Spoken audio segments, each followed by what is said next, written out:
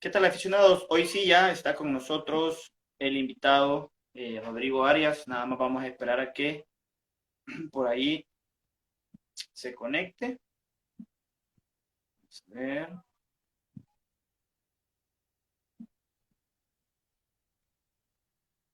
vamos a esperar.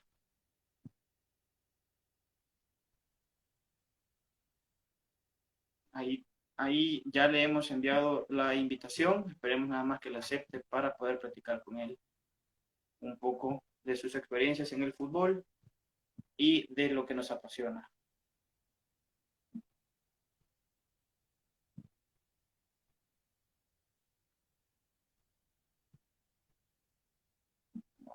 Eh,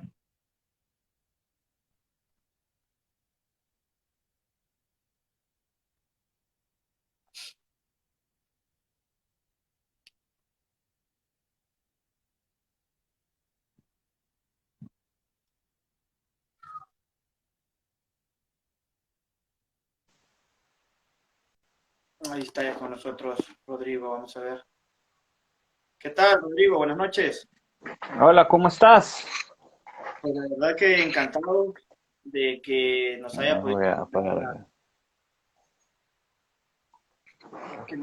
aceptar y darnos la charla, más que una entrevista, más que todo poderlo conocer a usted como Rodrigo Arias y no como el periodista deportivo o panelista del Gráfico TV que nosotros normalmente vemos a diario.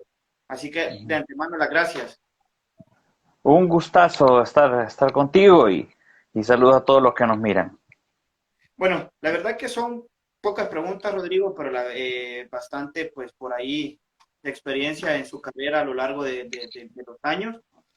Y podríamos comenzar con la primera que sería, ¿en qué momento de la vida decide Rodrigo ser periodista?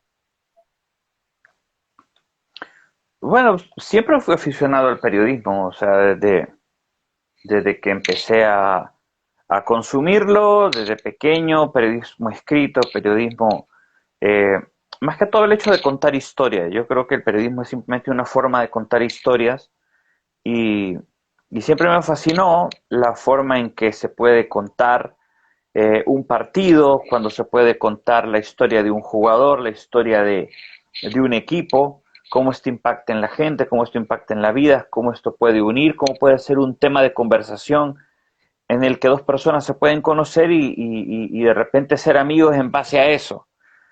Entonces, siempre me fascinó y a partir de ahí fue que el periodismo deportivo fue una opción para ejercer, para divertir, como un hobby, como un trabajo, un poco de todo.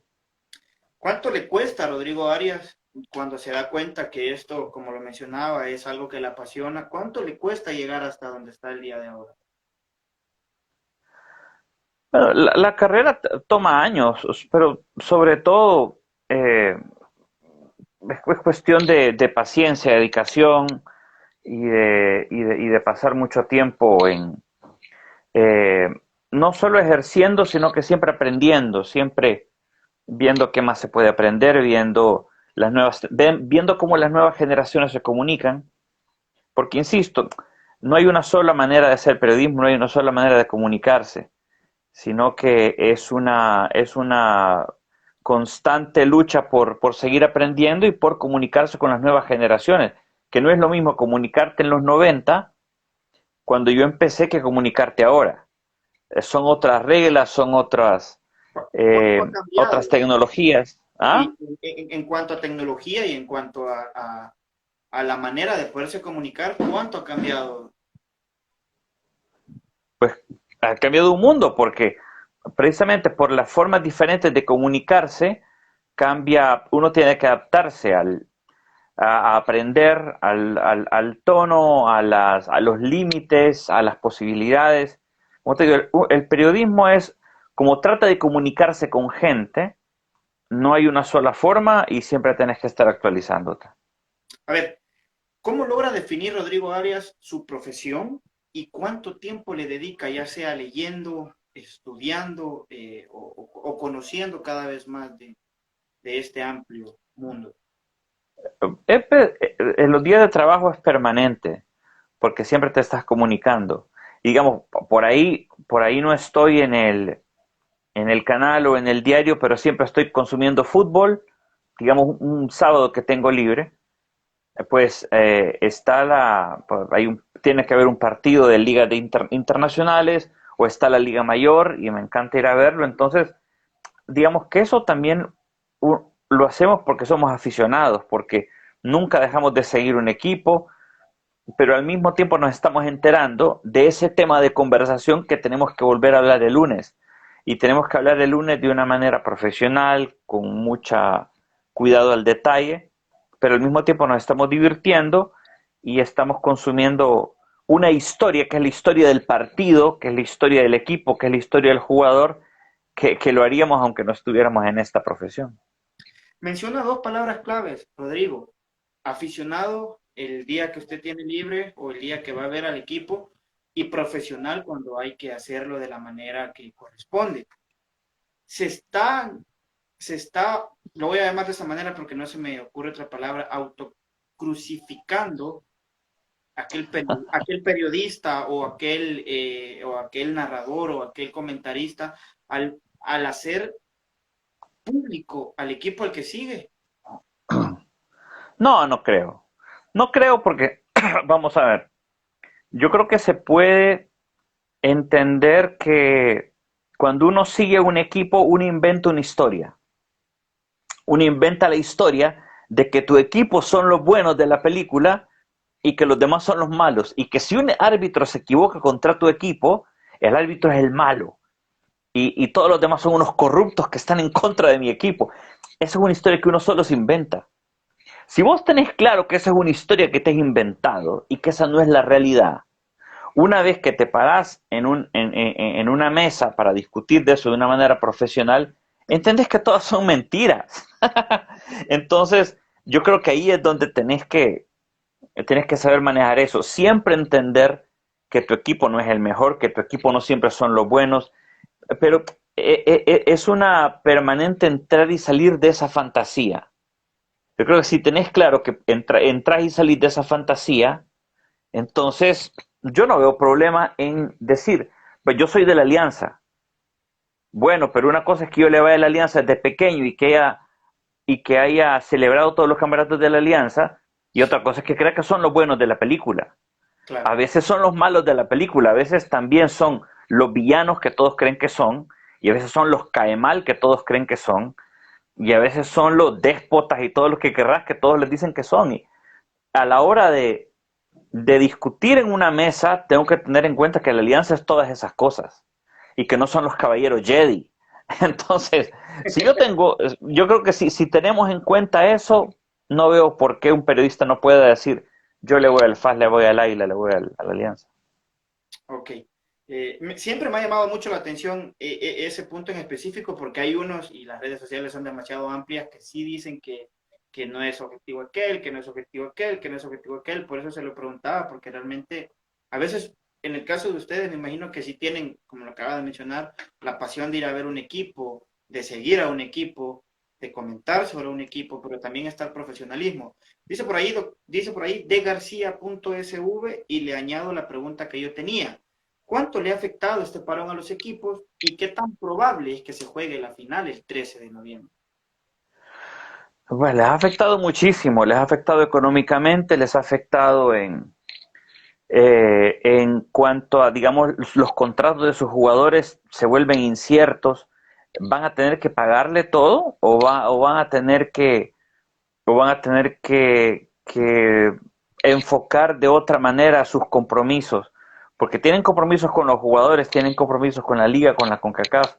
Eh, el efecto es terrible. Yo creo que los mismos jugadores tienen que entender que todo eso que provocó este parón tiene que ser tratado en el futuro, ya no pueden voltear a ver otro lado, porque hay que ser sinceros, también es parte culpa de los jugadores, porque los jugadores que creen que su profesión está segura en las manos de los directivos, creo que ya se dieron cuenta que no, que si ellos no toman protagonista en esto, les van a quitar el trabajo y sus familias van a tener incertidumbre por culpa de un par de directivos.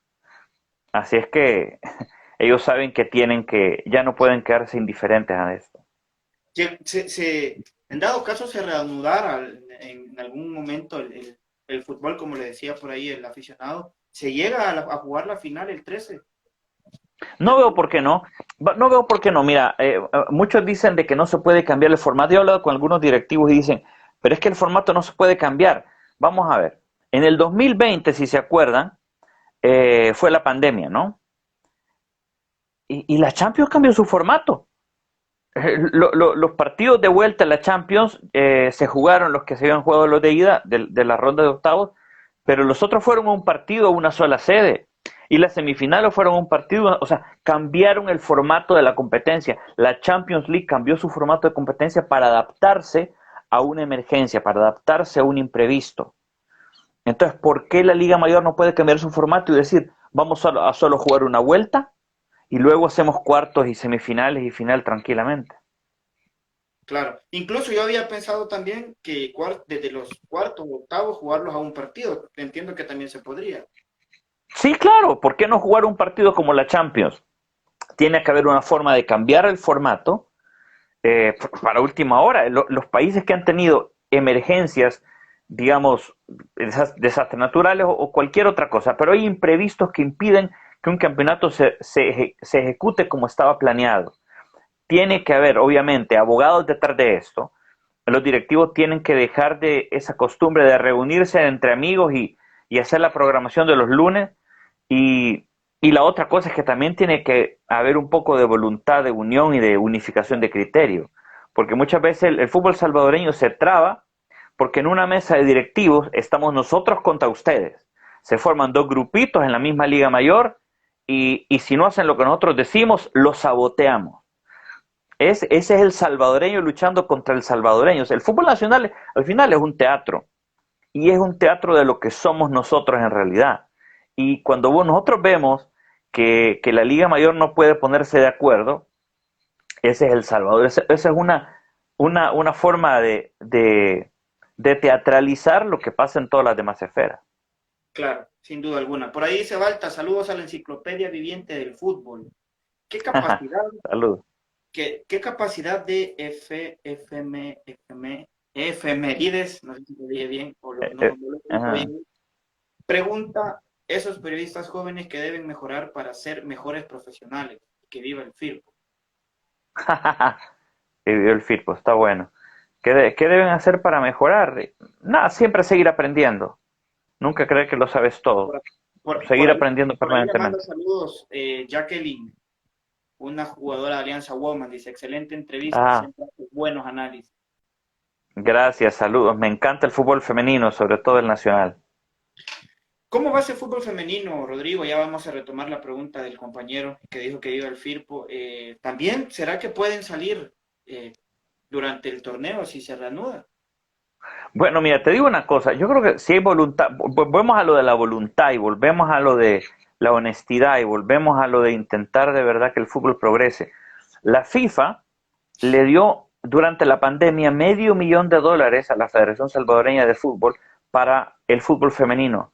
¿Cuánto vio la Liga de Fútbol Femenino de ese dinero? $500,000, ¿eh?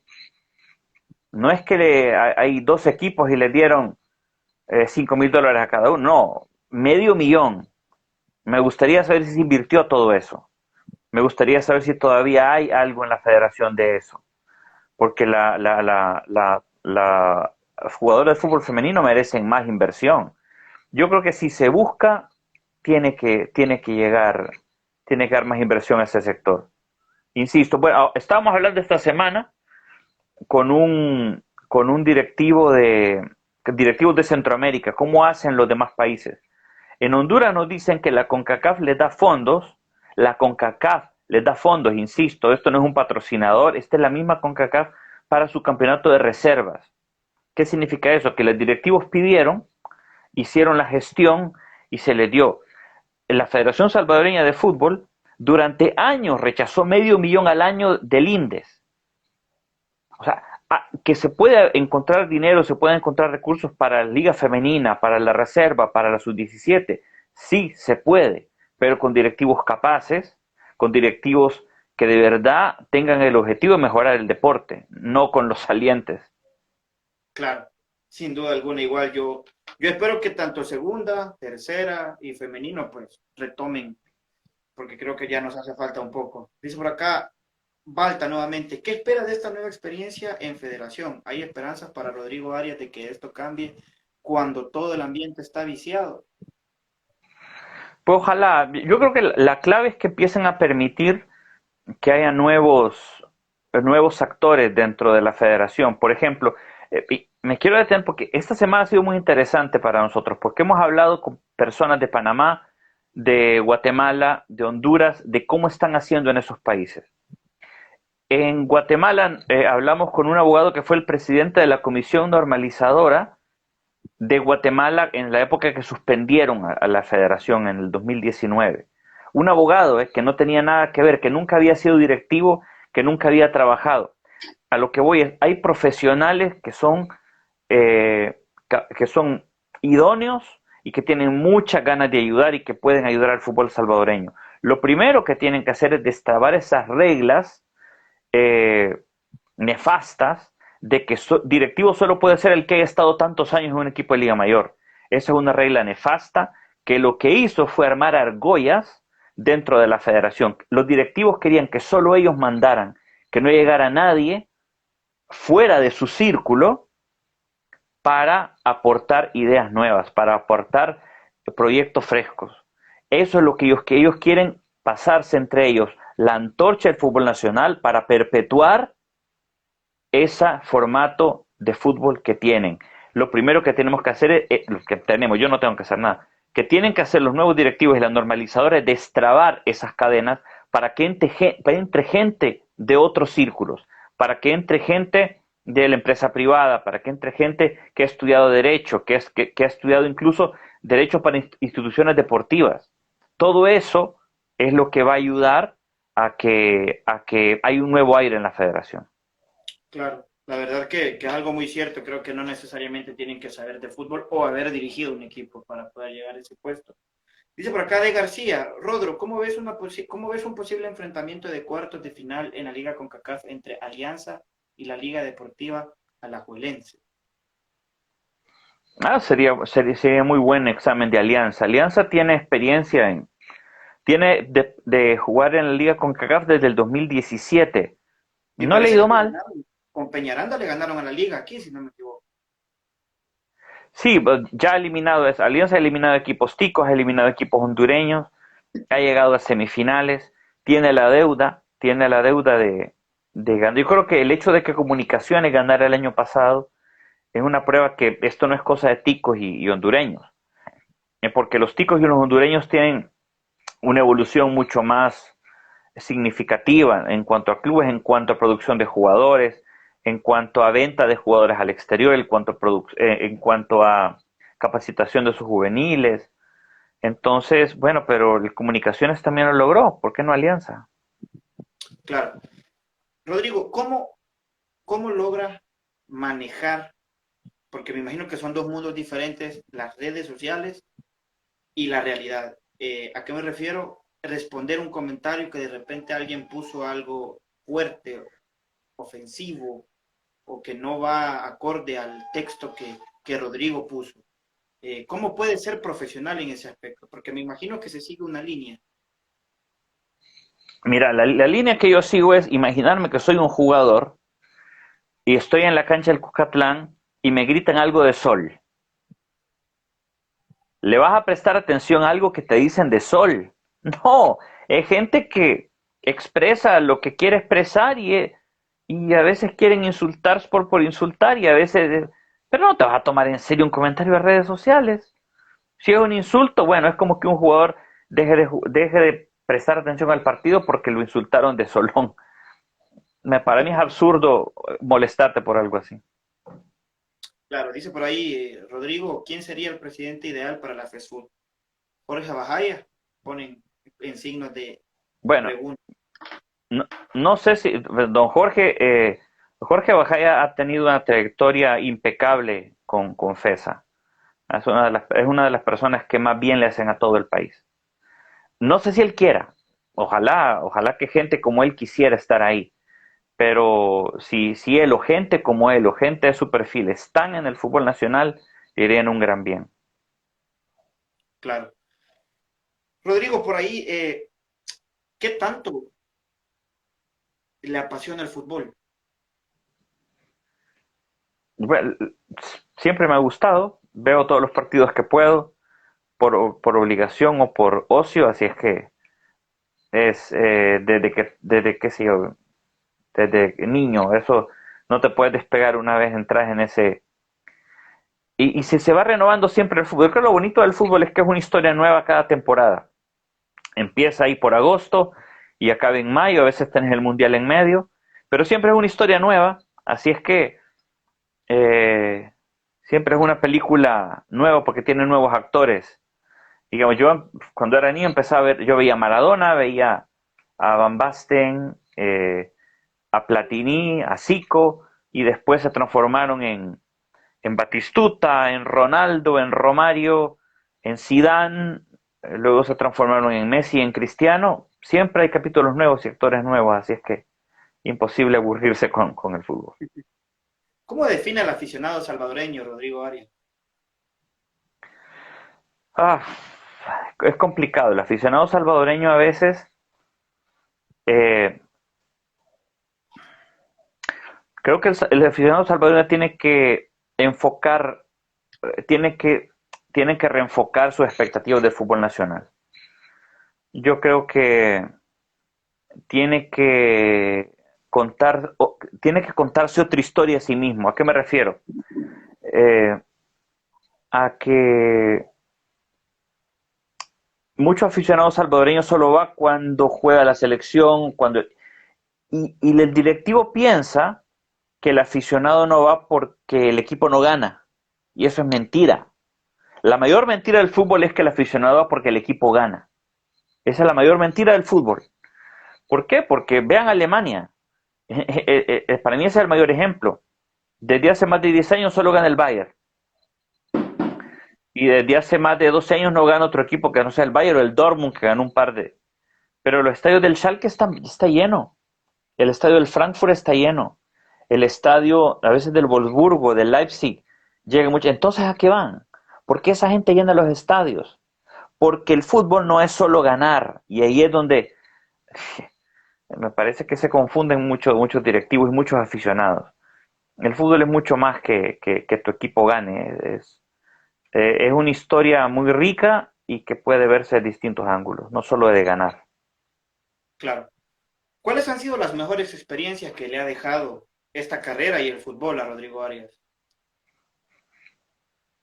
Yo creo que las relaciones que uno hace, los amigos que uno puede hacer, la gente que uno conoce, eh, pero sobre todo para mí lo más bonito es que el fútbol es un idioma universal.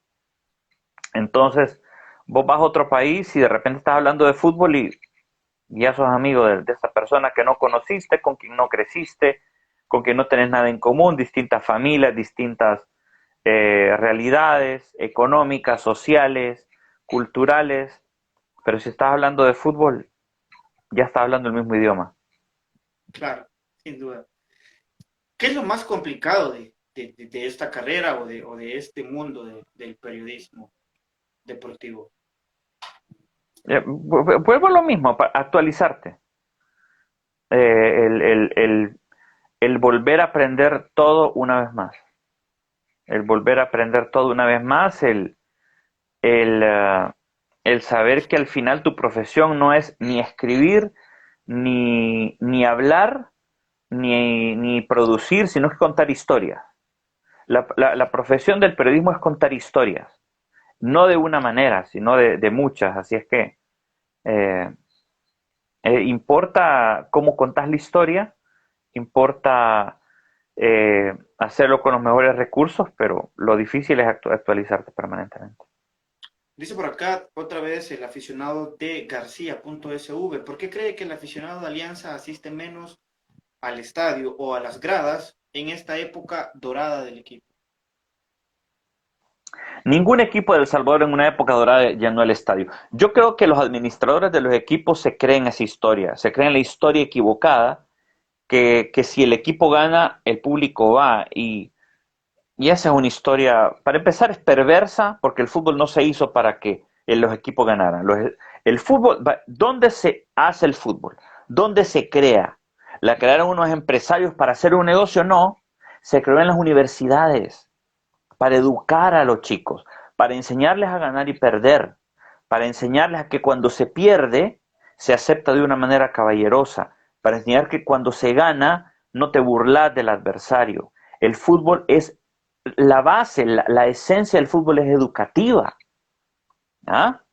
Como el fútbol es educativo, entonces lo que creo que la base de los aficionados de los equipos tiene que ser aprender permanentemente, educarse, crear una cultura, estar unidos.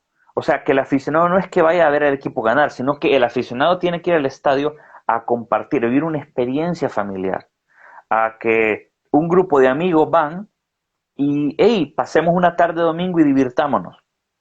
A que vayan padre e hijos, a que vayan con los abuelos, que vayan niños y niñas, niñas con sus madres, pero que sea una experiencia entre personas. En cambio, creo que los directivos de acá piensan que es ganar. Esa es una parte, eso es algo, es una circunstancia del fútbol, que a veces ganas, a veces perdés. Entonces, creo que al aficionado se le cuenta una historia que para mí no atrae a la gente. Pregúntense por qué hay equipos que no ganan nada y llenan el estadio. Y pregunten cuál es la cultura de esos equipos. Pero mientras los directivos acá me sigan soñando solo en contratar o cambiar técnico a cada rato, o ver cómo gastan el dinero en el nuevo extranjero, para mí no se van a llenar los estadios, por más que ganes. Porque la gente no va a ver ganar a su equipo, va a una experiencia.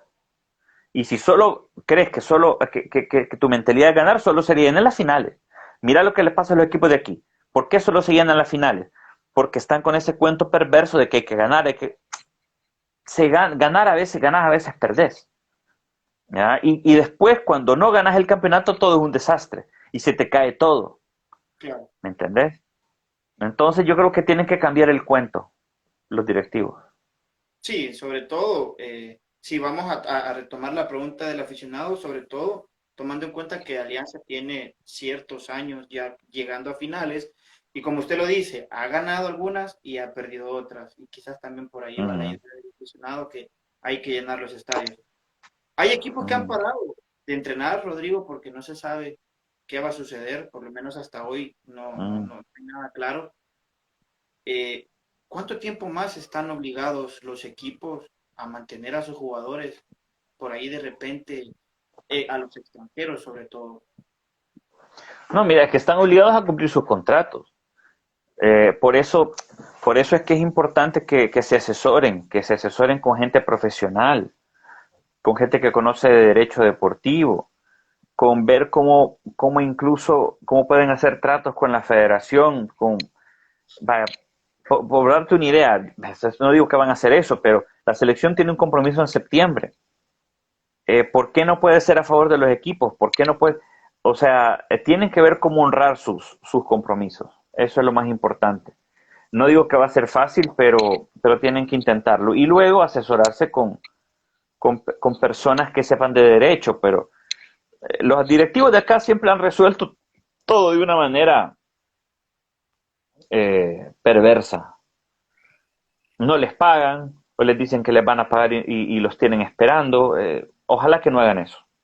Claro, sobre todo pues con los extranjeros y más con los nacionales que también hoy en día pues están tirándose a emprender ya que está complicada la situación. Nuevo técnico en Club Deportivo Águila con jugadores que el técnico Agustín Castillo había llamado para formar su equipo. ¿Afectará esto a los jugadores que han llegado? ¿Podrá haber alguien que diga se van a ir algunos o de repente los va a conservar, Rodrigo? Bueno, no sé, Águila, eso de echar al técnico a esta, bueno, me parece muy clásico de Águila. Águila viene haciéndolo desde hace 20 años. Ojalá le vaya bien, porque yo creo que el fútbol nacional necesita que Águila esté bien, que Faje esté bien, que Alianza esté bien, porque son los que tienen más gente. y son los que le dan un color distinto al campeonato. Ojalá que le vaya bien. Yo sinceramente no lo creo, pero o sea, no, sí creo que a la Águila le puede ir bien en este campeonato porque tienen grandes jugadores, me refiero a largo plazo. No puede un equipo así cambiar de técnico de una manera tan antojadiza y de una forma tan permanente. ¿Cómo se contiene Rodrigo con sus emociones en el programa? Tengo esa duda de repente que por ahí el Chele Calderón tira un par de gritos y Diego por ahí, porque entre usted y el otro compañero está como la tranquilidad. ¿Cómo logran nivelar eso? Cada quien es como es, o sea, además es muy divertido porque sobre todo nos llevamos bien dentro y fuera de la cámara y creo que cada quien, digamos, no es nada planeado.